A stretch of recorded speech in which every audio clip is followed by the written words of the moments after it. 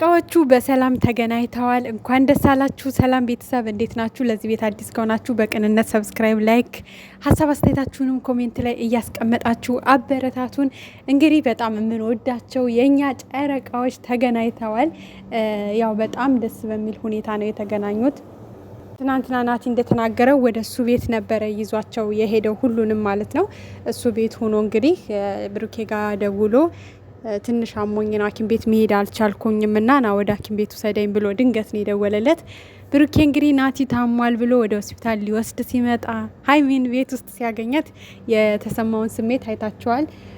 አይደለም ሊበሳጭ አይደለም ለመጣሽ ምናምን አይነት ነገር ሊያሳይ ይቅርና እሱ በጣም ደንግጦ ነበረ። እዛ ላይ ደስተኛ ሆኖ ነው ያቀፋት። ምንም በቃ ሲጀመርም በስልክም ነግሯታል። ነይልኝ፣ ምንም ችግር የለውም፣ እኔ እቀበልሻለሁ፣ ቤትሽ ክፍት ነው፣ ብዙ ነገር አውርቷታል። በቪዲዮ ኮል እንዳያችሁት ማለት ነው።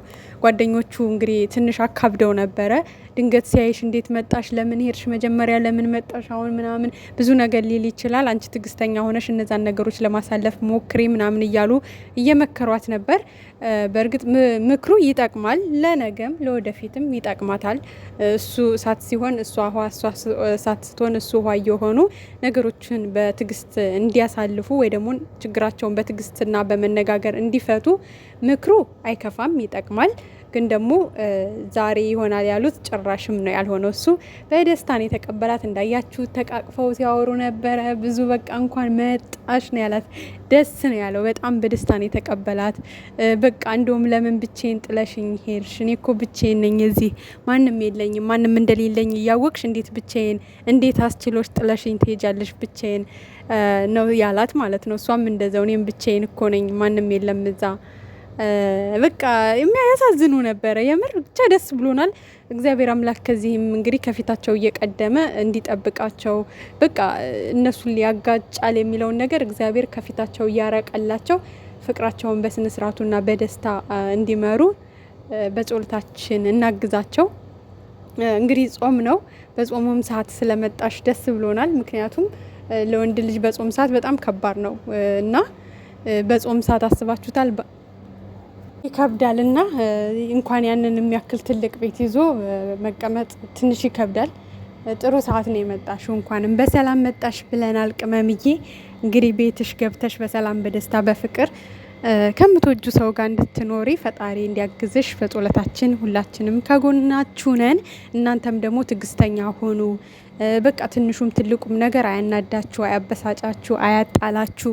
በትዕግስት ለማለፍ ሞክሩ። እልህ ከባድ ነው። የምር ፍቅር ውስጥ እልህ በጣም ከባድ ነው እና በቃ እናንተ በእርግጥ ልጅነት ነው፣ ልጅነትም እያጠቃችሁ ነው። ግን ደግሞ በቃ አንዳንዴ አንደኛው መረታት መቻል ግድ ነው እና በቃ አንዳችሁ ስትናደዱ አንዳችሁ ረጋ ብላችሁ ነገሮችን ለመፍታትና ለማስተካከል መሞከር መቻል አለባችሁ።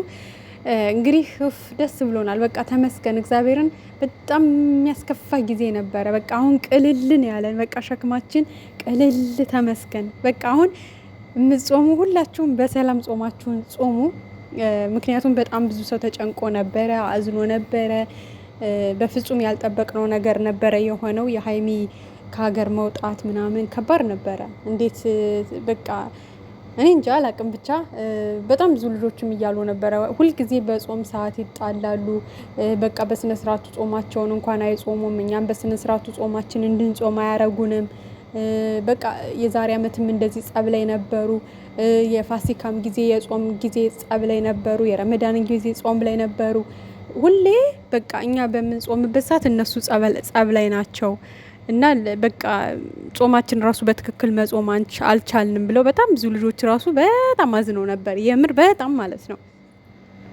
እና እንግዲህ የቀረችውን አንድ ሳምንት በሰላም በፍቅር በደስታ እንድትጾሙ እንግዲህ በቃ ደስ የሚል ነገር ተፈጥሯል ማለት ነው።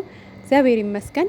በቃ እግዚአብሔር ይመስገን ስለሆነ ሁሉ ነገር እግዚአብሔር ይመስገን። ምናልባትም ለበጎ ይሆናል። ምናልባትም የነገ ህይወታቸውን ጠንከር ኮስተር ቆንጠጥ ብለው ህይወታቸውን እንዲመሩ ብዙ ነገር አስተምሯቸዋል ብዬ አስባለሁ።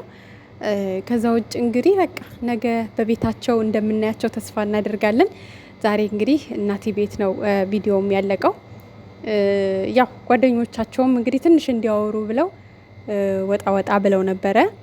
እነሱም አውርተዋል፣ የራሳቸውን አውርተዋል። ማውራት ያለባቸውን በእርግጥ ሰፊ ጊዜ ያስፈልጋቸዋል። ብሩኬን በቃ ድጋሚ ጥለሽኝ እንዳትሄጂ፣ ድጋሚ እንደዚህ እንዳታደርጊ፣ የፈለገ ችግር ሊፈጠር ይችላል፣ ራሳችን ተነጋግረን እንፈታዋለን እንጂ ከሀገር እንዳትወጪ፣ እንደዛ ድጋሚ ራሱ እንደዛ አልቀሰሽ ማየት አልፈልግም። የፈለገ ነገር ቢሆን እንደዛ ወጥሽ ካሜራ ላይ እንዳታለቅሽ፣ በቃ እንደዛ እያለቀሽ ማየት አልፈልግም፣ እንደዛ አዝነሽ ማየት አልፈልግም፣ አያስደስተኝም እና ሁለተኛ እንዳታለቅሽ፣ በቃ እንባሽን ማየት አልፈልግም ብሎም እንግዲህ በትንሹም ቢሆን መክሯታል። ድጋሚም ጥላው እንዳትሰደድ፣ ሌላ በቃ ስደት እንዳታስብ። እሷም እንግዲህ በእርግጥ ይሄ ነገር ከጀመርኩት የቆየ ነው፣ ግን ደግሞ ቢሳካ ካንተ ጋር አብረን እንድንሄድ እዛ ቦታ ነበር እንጂ የምፈልገው ብቻዬን እሄዳለሁ ብዬ አላሰብኩም ነበረ። ግን በቃ ካለው ነገር ብዙ ነገሮች አንተ የምትሆናቸው ያደረካቸው ነገሮች ሲያበሳጩኝ ቀደም ብዬ ፕሮሰሱን ጀመርኩትኝ። ሲሳካልኝ ሄድኩኝ እንጂ እኔም ፈልጌ አይደለም። በተለይ ብቻዬን እዛ ቦታ ላይ መሄድ ፈልጌ አልነበረም ያደረግኩትኝ። ካንተ ጋር ነበር እዛ ቦታ ወይም እዛ ጋር መሄድ የፈለግኩትኝ። ግን ደግሞ የነበርንበት ሁኔታ ብቻዬን እንዲሄድ አስገድዶኛል ብላ እንግዲህ ምላሽ ሰጥተዋለች። እንግዲህ እንዳያቸዋቸው እሷም ደስተኛ ናት፣ እሱም ደስተኛ ነው። ስለዚህ ብዙዎቻችሁ እነሱ ብቻ ሳይሆኑ በአሁኑ የተማሩት ተመልካችም በጣም ብዙ ነገር ተምሯል ብዬ አስባለሁ። ሀይሚና ብሩኬ መቼም አይለያዩም ስንላችሁ የቀልድ የፌዝ ነው የሚመስላችሁ ልጆች አሉ። ግን ሀይሚና ብሩኬ ምንም ቢፈጠር አይለያዩም። ለምን በሉ፣ ትክክለኛና እውነተኛ ፍቅር እነሱ ጋር ስላለ ነው ሁሌ እንደዚህ የምንለው ማለት ነው። ችግር እኮ ይፈጠራል። የተጋቡ የወለዱ ሰዎች ራሱ እኮ ይጣላሉ። ባለትዳሮች የወለዱ በቃ ትልልቅ ልጅ ያላቸው ራሱ የሆነ ነገር ሊያጋጫቸው ይችላል። የሰው ልጅ ልክ እንደ መልኩ እንደ ቁመቱ አመለካከቱም ወይ ደግሞ አስተሳሰቡም ይለያያል እኮ። የሀሳብ አለመግባባት ይኖራል፣ የሀሳብ መጋጨት ይኖራል። ገብቷቸዋል። ግዴታ እኔ ያሰብኩትን ያ ሰው ማሰብ አለበት ምናምን ብሎ መጠበቅ ይከብዳል ትንሽ። ሁሉም የራሱ አመለካከት የራሱ ሀሳብ አለው እና ብዙ የሚያጋጭ ነገር አለ። የሰው ልጅ በትዕግስት በመመካከር በመነጋገር ችግሮቹን መፍታት ካልቻለ ማለት ነው። ይህ እንግዲህ ሀይሜን በሰላም በፍቅር በደስታ ተቀብሏታል። እንዳያችሁት በጣም ደስተኛ ሆኖ ነው የተቀበላት። አላመነም ሁላ፣ እውነት ሁላ አልመሰለውም። በጣም ግራ ገብቶት ነበረ። እንደገና ደግሞ እንዳያችሁት በስቆል ብሎ ነበረ ማለት ነግረውት ቢሆን እንደውም በቃ ፏፈሽ ብሎ ደስተኛ ሆኖ ራሱ ይጠብቃት ነበረ። ግን አንደኛ በቃ ደብሮት ነው የነበረው፣ ድብርት ላይ ነበር ያስታውቃል። ሲመጣ ራሱ በቃ እንዳያችሁት ጭር ብሏል፣ ጭብርር ብሏል እና ምን አይነት ከባድ ጊዜ እያሳለፈ እንዳለ ራሱ እንደዚሁ ተመልክታችሁ ፊቱ ይናገራል፣ ሁኔታው ይናገራል። እንግዲህ ብሩኬ የሚታወቀው ዘናጭ ነው፣ ራሱን ጠባቂ ልጅ ነው ምናምን ነገር እና ግን ከሀይሚ ጋር የሆነ ችግር ሲፈጠር በቃ በጣም ራሱን ነው እንትን የሚጥለው። በቃ ከባድ የሆነ ድብርት ውስጥ ነው የሚገባው፣ ከባድ የሆነ ጭንቀት ውስጥ ነው የሚገባው ምናምን ነገር በቃ ፊቱ ራሱ ጭር ነው የሚለው እና በቃ ሁለቱም እንደዛው ናቸው። በቃ ተለያይተው ተጣልተው እኔ ብቻዬን እሱ ብቻውን የሚባል ነገር የለም፣ አይችሉም በቃ። ምክንያቱም ትልቅ የሆነ መሰረት የጣለ ፍቅር በመካከላቸው አለ። ገብቷቸዋል። ስለዚህ በእነሱ መሀል አትግቡ፣ ተመልካችም ተማሩ። በእነሱ መሀል ገብታችሁ ምንም ነገር አትበሉ፣ የምር ምንም ማለት ነው በቃ። ምክንያቱም የማይለያዩ ልጆች ናቸው። ስለዚህ የሰው ፍቅር ማደፍረስና የሰው ልብ ማሻከር ካልሆነ በስተቀር ተለያይተው ላይለያዩ በቃ በውስጥም እየሄዳችሁ የሆነ ያልሆነውን ነገር አጻፉላቸው። በቃ ይደብራል፣ ያስጠላል። በቃ ተማሩ። በቃ ብሩኬ ያለ ሀይሚ፣ ሀይሚ ያለ ብሩኬ መኖር እንደማይችሉ ልባችሁን አሳምኑት። እንግዲህ አብረው እንዲሆኑ የማትፈልጉ ልጆች እየመረራችሁም ቢሆን አሳምኑት ልባችሁን ማለት ነው። እየመረራችሁ እየደበራችሁ እየከፋችሁም ቢሆን በቃ ሀይሚና ብሩኬ መቼም አይለያዩም ማለት ነው በቃ ብላችሁ ውስጣችሁን አሳምኑት። ምክንያቱም በቃ የሚለያዩ ልጆች አይደሉም። እንደምታውቁት ነው። ብሩኬም ጥሎ ሄዶ ነበር የዛሬ አመት፣ ግን ተመልሶ መጥቷል። ፍቅር ስላለ፣ እውነተኛ ፍቅር ስላለ። ሀይሚም ሄደች ተመልሳ መጣች፣ እውነተኛ ፍቅር ስላለ። ስለዚህ በእውነተኛ ፍቅር መሀል ደግሞ መግባት በጣም ከባድ ስለሆነ ሁላችሁም ቁጥብ ብላችሁ በቃ ውደዷቸው፣ አክብሯቸው፣ ቪዲዮቸውን እዩላቸው፣ አበረታቷቸው።